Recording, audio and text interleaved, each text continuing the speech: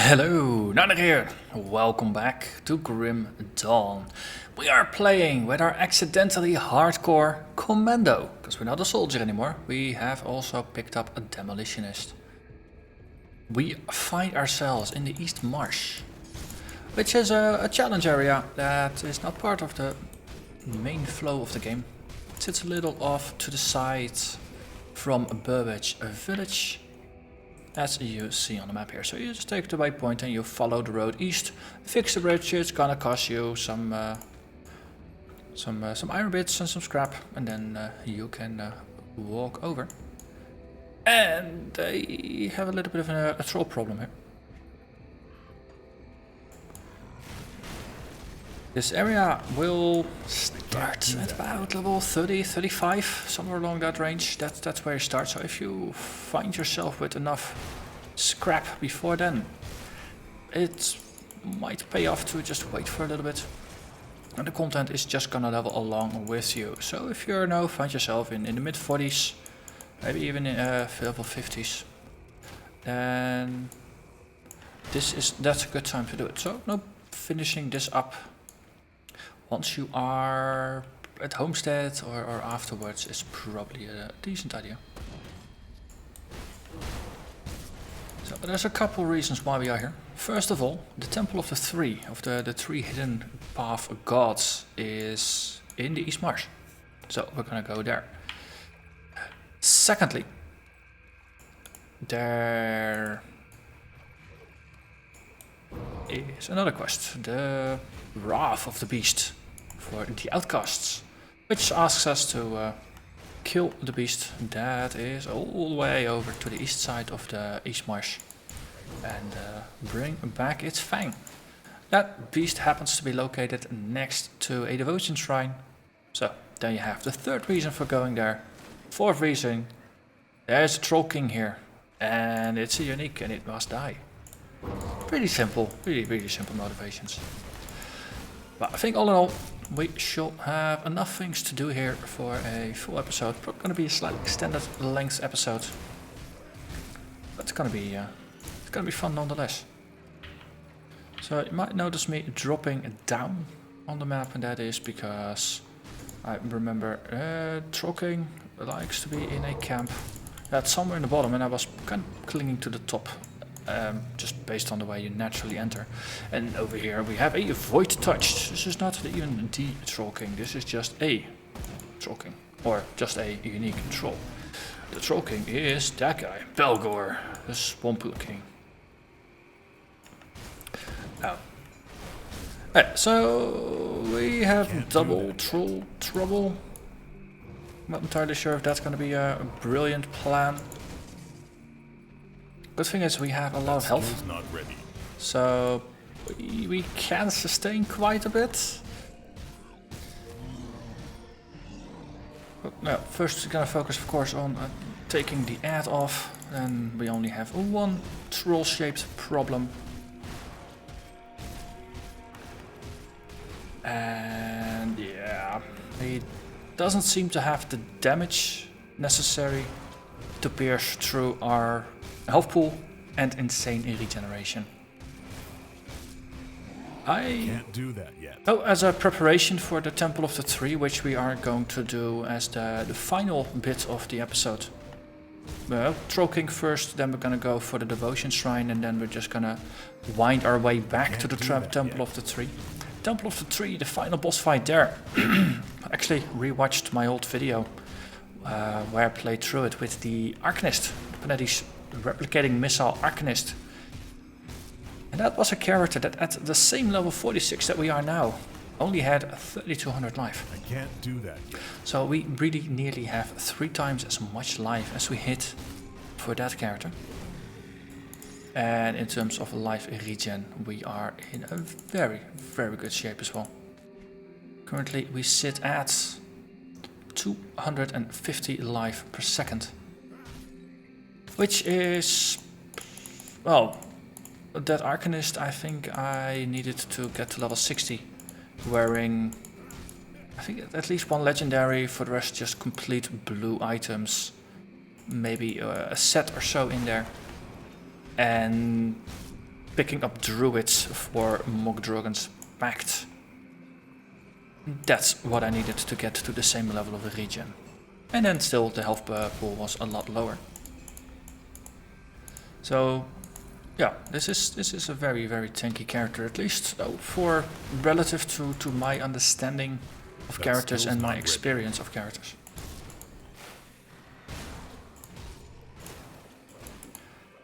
Okay.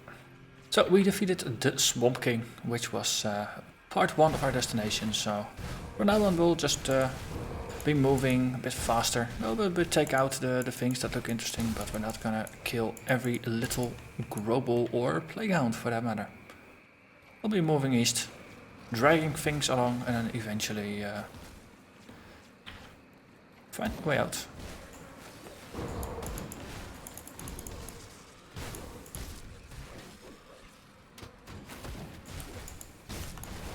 You know what, I think we should actually be heading in a different direction, shouldn't we? The way up is probably going to be down. Ooh, look, it's a waterfall. And there is nothing hidden beneath the waterfall. I think they failed in their level design. Waterfalls should always have something hidden behind them, right? That's how it's been working for a long time. On the other hand, they do have a number of waterfalls in here. So.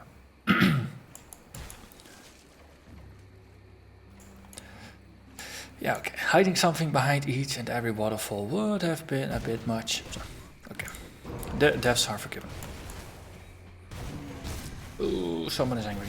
Troll smash. Also, ow, corrupted beneath my feet. Let's do the fighting over here.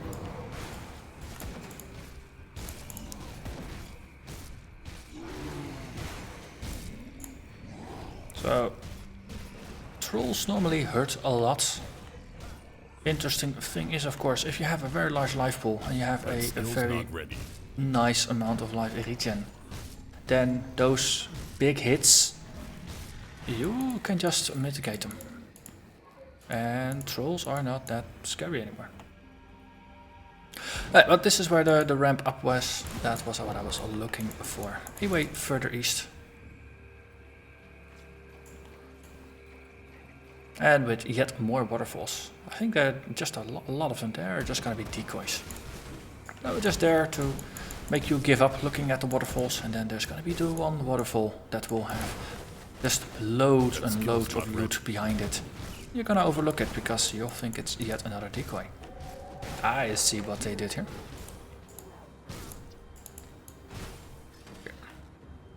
So that thing about just ignoring the little mobs. I'll try to do that. Hey, and we hit level 47. That's gonna be useful. That's gonna be, well, I was gonna say more skill points, but maybe we should focus on clearing the things that are trying to murder us first. No, decent tank and sustain is all fine and dandy, but it's not an excuse to not pay attention to what the heck is happening. Because you will still get killed if you don't pay attention.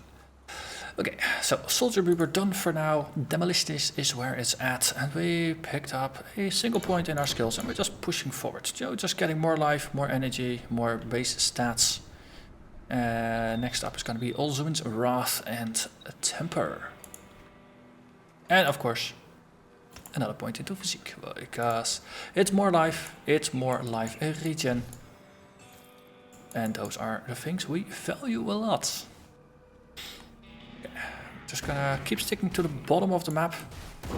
The Temple of the Three is gonna be located somewhere over here at more of the top side of the map.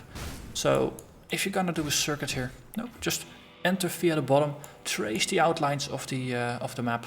Ooh, where is a heroic there? That needs to die. Can't resist heroics. And then, once we hit the devotion shrine and we kill the beast, then we'll just trace back via the top side of the map over to the west. And that way you won't be repeating content. Okay, so they're actually doing a decent amount of damage here. Puke's not the unwashed. I think it's just his stench that does most of the damage. You can't guard yourself against that, right? I think we just are wearing a regular helmet. I think this is just a regular helmet. Yeah, I mean our nose is not protected. That must be it. The stench is unbearable. But luckily we have defeated the malodorous menace. And we can continue our way east. Hello, witch doctor. Witch doctor, you ask? Well, good question. There is no more witch doctor. I can't do that yet. And we have arrived at the first, well, no, actually the second of our destinations. The troll was the first. I keep forgetting about the troll. And here we have Kaliska, the Bone Hunter. 5 levels above us. So this is meant to be a challenge. Well, I don't think I actually have had one single character that experienced this fight as a challenge. Mostly just a slog to just go through. The damage output of Kaliska is not impressive. There's a little bit of damage over time going on, a little bit of bleeding, a little bit of poison, I suppose. Could be that it's just a trait of how I tend to build my characters, and I tend to get poison resistance rather early. Because I really like these anti-venom salves. And as a result, I just get my poison resistances fixed when I just boost my life regen with them. So if you're maybe not as well prepared, then no, you might have more difficult over time.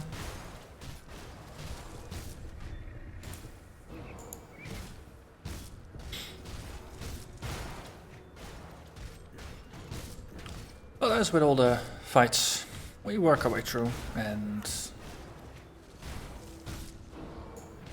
we are not terribly injured. It's interesting. It's doing some novas. Looks like there's no, based on the color, there's some cold component, there's a fire component. Could also be vitality. That's always hard to gauge because both fire and vitality, and chaos for that matter, they're all red. Well, vitality has a bit of a purple hint to it, right? That skill's not ready. And for our troubles, we get a stake thrower.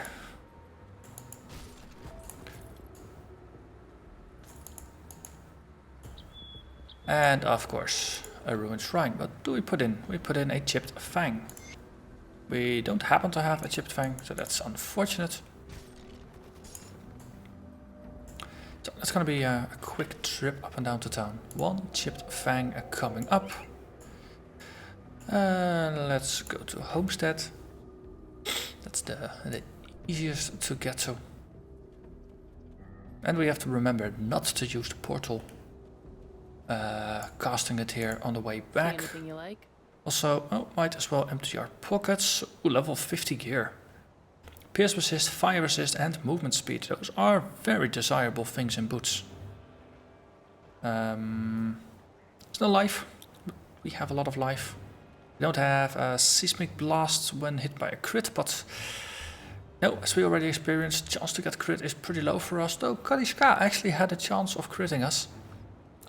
It's still 1 in 50, 1 in 55 chance to actually proc that seismic blast. So in practice, it's really not all that relevant. I think this is one that we might want to keep. We'll take that away. This is not good enough.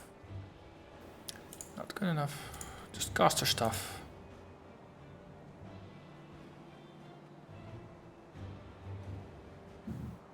Decent for survivability, for some resistances. Lose the +2 to Warcry, but the stats are decent. I say, and now based on tone of voice you hear, I'm not entirely enthusiastic about it. That's because it's a yellow, and it's equipping yellows at this point. It feels like you're leaving stats on the table, basically. Let's see, 2 offensive stats we don't care about. This is rubbish.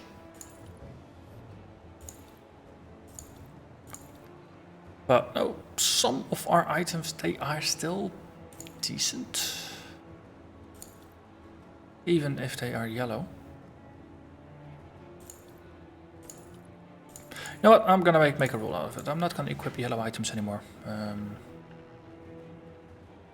It's just gonna be green ones for upgrades, and everything else is just gonna be too bad. That's gonna make life a lot easier. Put it to good use. Oh, we now have another full stack. Yeah, see, so we're slowly building up a good stack of health flasks. I think we can just sell off one stack then. See anything you like? Make you happy. Have some to resell. Bit of lore.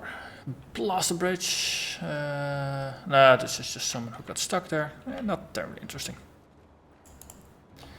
Stake thrower. We are, of course, not a ranged character, but maybe for the future. So we'll just put it in there.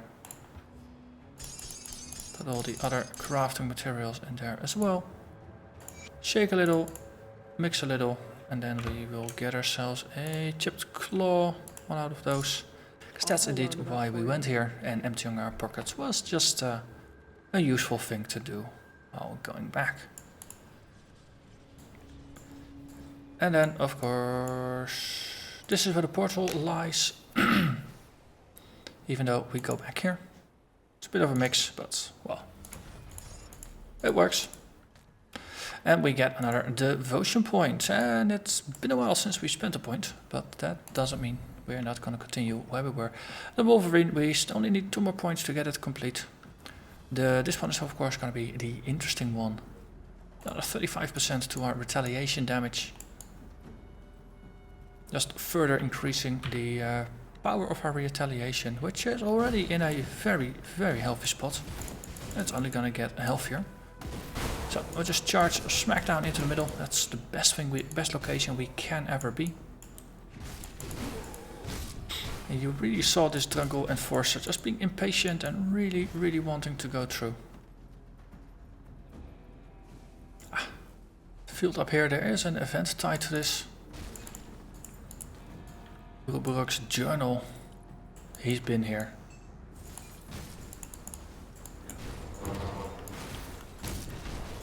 And there is there's a quest. Wonder if it was Cadence chosen or that skill's not ready. The Order of Death's Vigil quest, or if it was something, just a bounty that was completely unrelated. But there is a quest that will send you here to kill a specific unique. So also very noticeable that the light is really diminished in that specific spot. Just even more than in the areas around it. Or just accidental, because there's also some lightning effects going on. It could be that it's just the weather simulation currently says, well, bad weather for you. Turns out that. Thought that was maybe an interesting touch I had missed on a previous foray. Turns out it's just the weather being nicely in sync with the area for change. I got a suspicion there's going to be a road up there that we can take, which is going to make things more interesting. We're being pursued by a couple of Briarthorn horrors.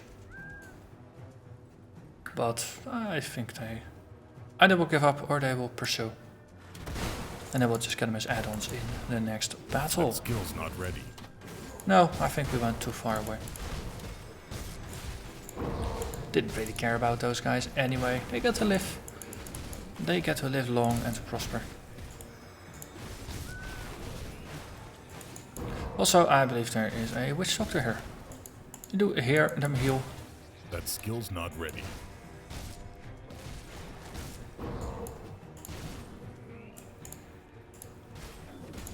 And that's them. Yeah. See, there's a bridge over here. That will take us closer to where we need to be. Oh. More mobs to go after. Oh, there is a Can't do heroic in here. I completely glossed over you. I'm so sorry. Are you heroic as well? Yes, the unstoppable and the untouchable. That skill's not ready. Okay, so they dish out a fair amount of damage.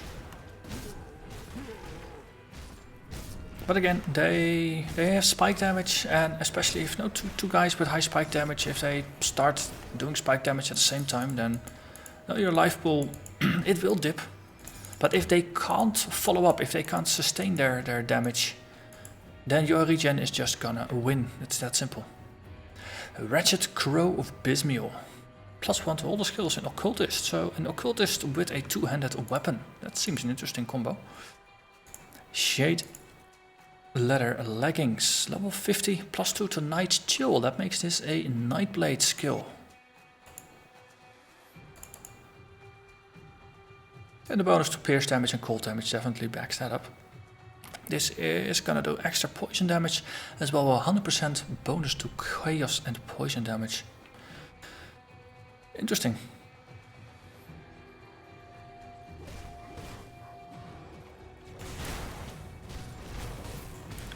Well, there are so many epic items and later on legendary items in this game.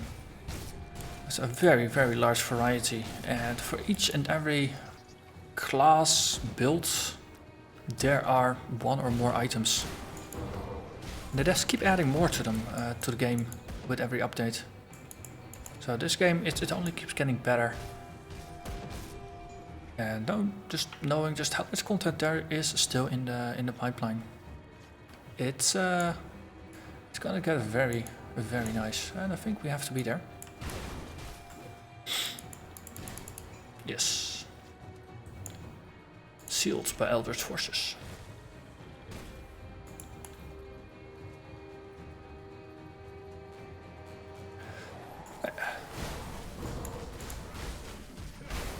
That skill's not ready. As I said, this would be an extended episode, because we've only cleared the East Marsh. And basically this is just a full-length episode, and we've only done the East Marsh. Because you know what?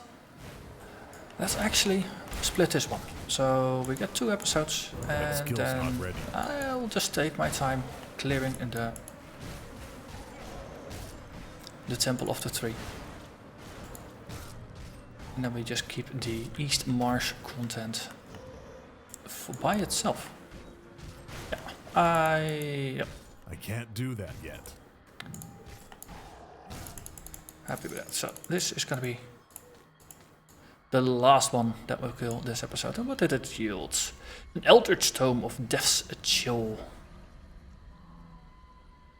which doesn't actually use a Death's Chill skill, but it casts Frigid Wave on attack, which freezes things and does a bunch of cold damage. If you are a cold/vitality caster, this is probably an interesting item for you. No, cold and vitality is a bit of an odd combo. Cold lightning is normal. Vitality is more of a fire chaos kind of thing, but vitality cold, they don't make sense to me. It's more of a Nightblade thing, but that's not really a caster. Anyway, it's not going to be relevant for us, so why am I even analyzing it? I just can't help myself. But, well, we have arrived at the entrance to the Temple of the Three. Next episode, we are gonna continue into it and see what it's all about. So for now, I'm gonna thank you very much for watching, and I will see you again next time. Bye bye.